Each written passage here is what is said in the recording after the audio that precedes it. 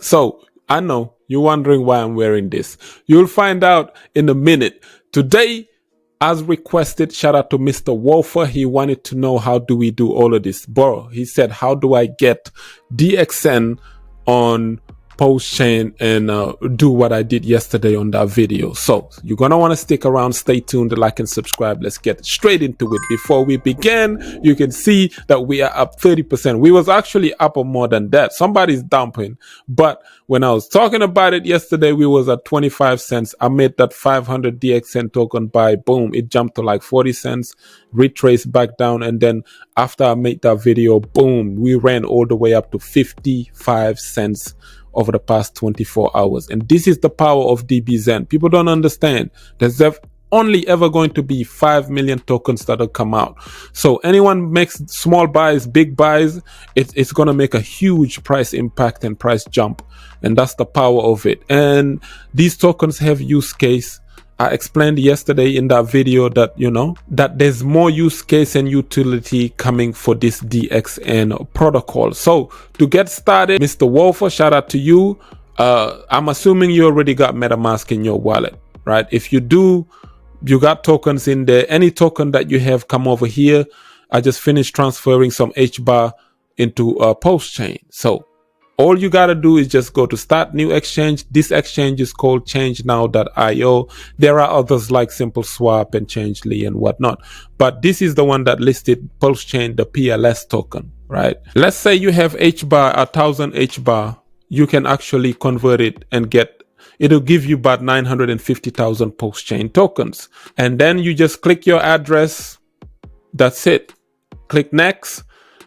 You then will be presented with your hbar, with their hbar address and their memo. So you pretty much enter that, to go to your wallet, send it. You don't have to do this with hbar. It could be with any token. If you come over here, you can send them Bitcoin, ETH, BNB, whatever token you have on your MetaMask, send them that and get the Pulsechain token. Once you get the Pulsechain token in your MetaMask, you come over here to this dbxen.org, that website that I was showing you guys yesterday. And yeah, there you have it. You can come now and play. But before you do that, you need the Dxen token in order to do that. How do you get the Dxen token? You need to come over here to this app called Pulsechain, app.pulsex.com, right? Shout out to Richard Hart. Any of these three links, these are just front ends, right? It's to make the code, the front end more decentralized pretty much. So you can click this one. Any of them that you click, it will take you to the PulseX app. And then there you have it. You got your PLS tokens would show. You just got to click here now. Right now you can see my Pdxn is showing, but if it doesn't show initially, it won't show over here. You're going to have to go to CoinMarketCap and just copy this right here. You copy the contract and then you just paste it over here. Bam, there is your Pdxn. The contract will show, and then you just choose how much you want to buy. If you want to buy 1 million Pulsechain tokens, it will show you how much it's worth. It'll be about 167 Pdxn, Pulsechain Dxn. And then once you buy it, you come over here, it will show. As you can see, I've accumulated 1,000 of these tokens just by doing that, buying it off the market. But not only that, you can also get them this way. You can see yesterday I burned some and I got 3.9. So if you burn one batch, that's 250 million Zen, which is worth next to nothing. You can burn it for literally 15,000 PLS tokens, which is absolutely cheap. So let's go ahead and do that. When you do it tomorrow, you're going to earn free Dxen tokens. Now over here, it is automatically staked, right? So do that, approve Zen burn, and then burn Zen. Once you burn Zen, you now wait for the 24-hour cycle mint to come in, because these tokens, they mint every 24-hour cycles. So once the 24-hour cycle play out, your rewards are presented over here. That's the beauty about it. And then they are automatically staked to earn you some free Pulsechain tokens. And that's the power of DB Zen. Now let's go ahead and burn some Zen. And there you have it. It's really simple, but this is DeFi in its purest form. You can see 15,000 Pulsechain tokens it cost me, which is next to nothing, right? And then every couple of days, you can come over here. Protocol fee sharing depends on how many people burn, how many people stake. You earn your protocol fee sharing. It doesn't promise you certain daily percentages, but you get what you get. I'm doing this on Optimism, doing this on Binance, I'm doing this on several other chains. And that's the power of this, man. So for those of you who saying, look at this, there's only, for example, $3,800 in terms of liquidity. That's next to nothing. Therefore, you cannot sell, you can't sell, you can't sell. This is silly. Once again, don't pay attention to whether or not liquidity is here for DB Zen. The power of DB Zen is it gives you whatever chain it's on, the native token of that chain, that's the reward. That's what you're getting. So you're getting Pulsechain instead of you worrying about, oh, let me dump some DB Zen on the market, but there's no liquidity. So of course, as the market is growing, liquidity will be coming through. And that's the power of these things, right? So Zen is really simple. I understand you're new to the game.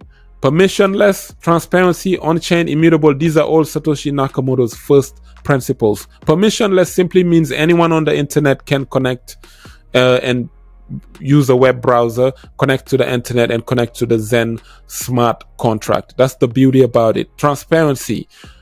Things you have to be able to see it. You have to be able to trust it. All altcoins are visible, accountable, and all codes are open source. It should be available to and be transparent so people can be able to see through it. On chain, transactions of Zen occur on a distributed public ledger, right? Immutability. Why do you need an immutable contract? You need an immutable contract so that you don't have to trust person A doesn't have to trust person B. And this is the power of crypto and especially DeFi right there. You used to be able, right now you're trusting a bank to hold your money. There's always a third party, somebody, middleman between you and whoever you want to send the money to. Immutability just means a contract would do it for you and you don't have to trust nobody. You only trust code. You don't trust humans. And that's the power of these things. So this is just a little bit of Zen education. Transactions on the Zen network are immutable, making it impossible for an entity to manipulate or replace data and do all this kind of stuff. And then you have the trustless side of it, right? Things have to be trustless. Trustless yield. You ever heard of that? Trustless principles, indicating that users need to place trust in they don't need to trust banks pretty much, right? Self-custodial, you already understand that. Recently we talked about Binance. So centralized exchanges, when they're about to go down and they're about to die, right? So the reason being is because, a lot of those centralized entities, people tend to lose a lot of their funds because if you go to a centralized exchange, you're giving away your keys, which means at any point, your keys could disappear. Now, self-custodial means just I own my own keys and I hold my own keys. That's why this term, you're going to hear it a lot when a centralized exchange die. People in the decentralized exchanges would say, hey, not your keys, not your crypto. That's self-custodial right there. That within itself means you are holding your own keys. Nobody is grabbing it off of you. And you hold your keys. That means you hold your crypto because your keys are pretty much your crypto. Free mints, lowering the barrier of entry, all of that stuff you understand. But Zen in a nutshell is just first principles and pure DeFi. That's it. This is the power of crypto, man. It just gives you freedom, your own freedom to be your own bank, where now you don't have to trust the bank anymore. You can trust the code. We spoke about immutability. Somebody mentioned, have you ever made an immutable business? They are missing the point. An immutable business, yes, you haven't met it yet, but we can flip that on them by saying, listen, the non-immutable businesses, some of them haven't functioned because how many times have you hear that a business owner has just shut down business and ran away, gone, right? Customers' money is gone. That's it. That's not an honest businessman. But if you make the business immutable by form of a code, then that's dope, right? That means nobody can play with that code. The code is immutable. And that's the power of it. That's the whole point of it. So if you're in crypto for many years, you understand immutability, you would tend to learn how to respect it. Now, there are DeFi projects that have where the code is not immutable. That is because they have a decentralized governing DAO voting system where it's not just one person that holds the funds, but several people hold the keychains. And they have these things such as multi-sig wallets where they decide, hey man, I want to withdraw $10 from the liquidity. But in order for me to do that, 10 other people have to sign to that wallet in order for the funds to be released. That's also powerful. These are just certain examples of systems that are not immutable. But you're going to want to strive to get at least an immutable code, because then you can learn how to trust the code itself and not the human beings, because human beings, we are fallible, especially when it comes to money. When we see money, we can start screwing each other easy. So I'm going to leave it at that. Now, let's move on to, why am I wearing this, right? I'm wearing this, right, because back in 2019, 2018, and all this other stuff, a lot of people don't know, but I did Shopify dropshipping. Actually, it was 2016 that I started doing Shopify dropshipping, or below. You know, a lot of people know or below. 2016, early 2017, just before I got into crypto, I was doing this. So this is what I was selling. I would go to Alibaba, AliExpress, and buy a shit ton of these from China, import them, and I would just list them on my own website. I know how to make front-end websites and list these on that website, buy it on Alibaba, just like what the grocery stores does, right? The grocery stores, your local ones, they go to a supplier buys them, sells them stuff for a penny. They go and list it on the store for $1. You go to the store and buy it from there. That is what I was doing with Shopify or below drop shipping. And the reason why I stopped this was because of crypto. I got into crypto and I just, all of that money that I made from there, it wasn't much, but I converted it and I started buying Cardano and Bitcoin and all these other ones.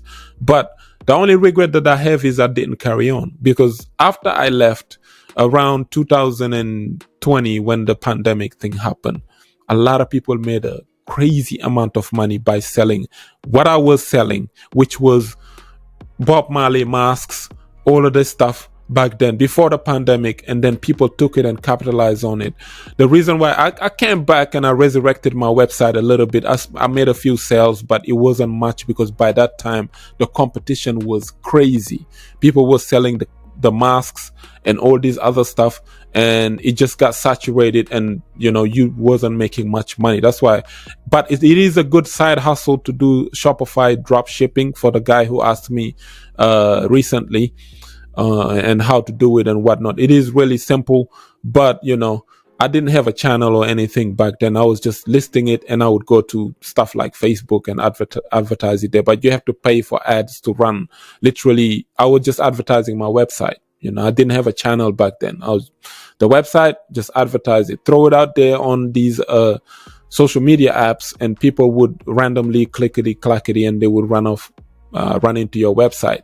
So if you run into these products, it's somebody, some third party that's selling it to you. That was a guy like me who was selling it to you guys. So this is how these things work. That's why Shopify is very effective at times, but it's a very difficult business. That's why I got out of it, because you have to be able to find a niche that nobody is looking into, but everybody wants it. It's in high demand. It could be something as simple as a pen or a cup or a coffee mug, whatever.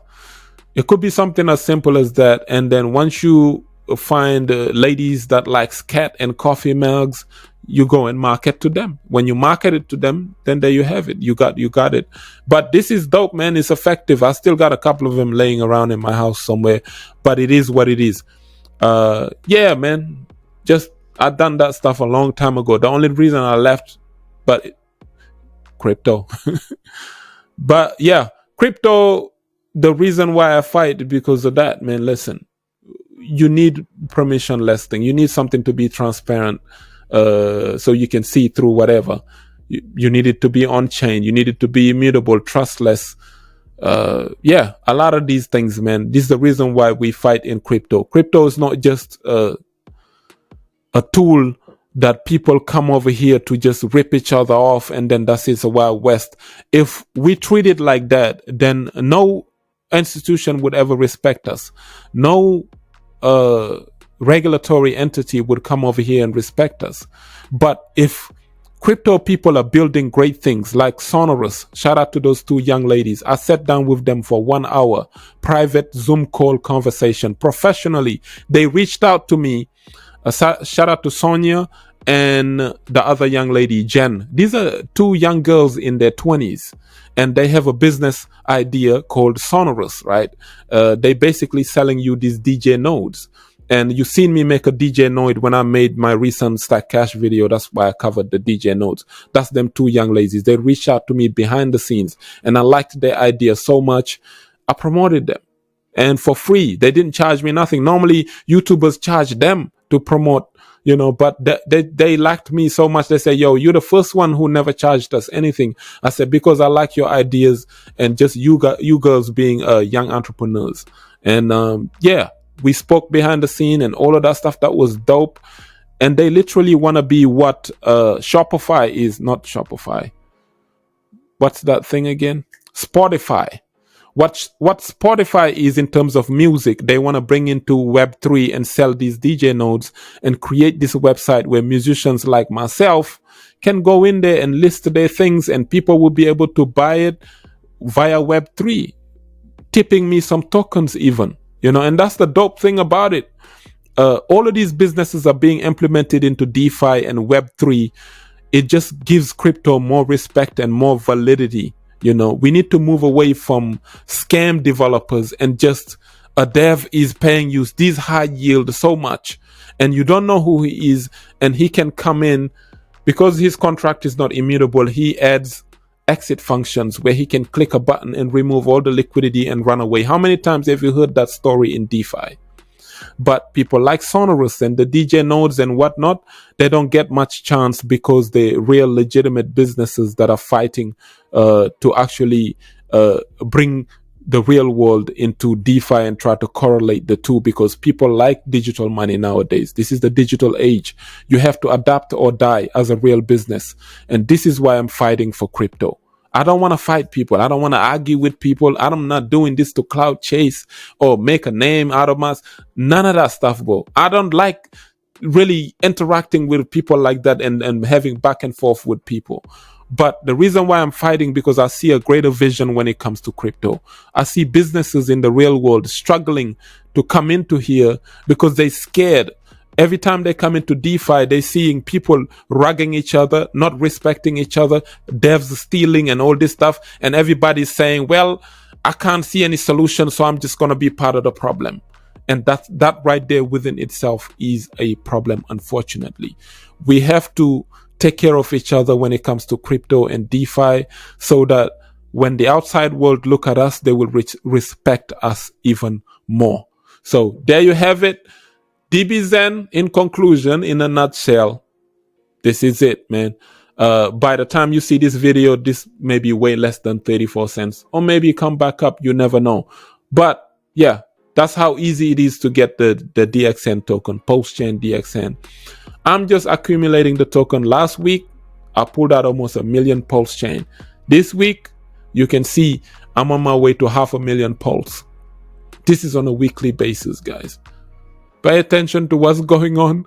There are real legit protocols in the DeFi ecosystem, and all we need to do is to just push and support Razvan and the devs like him who are for the betterment of the DeFi ecosystem. I'm going to leave it at that. Shout out to my members. If you want to become a member, click join next to the subscribe button. Like up the video, share it, subscribe for some crypto content. I have been Mr. Nakamoto Crypto, and I'm out.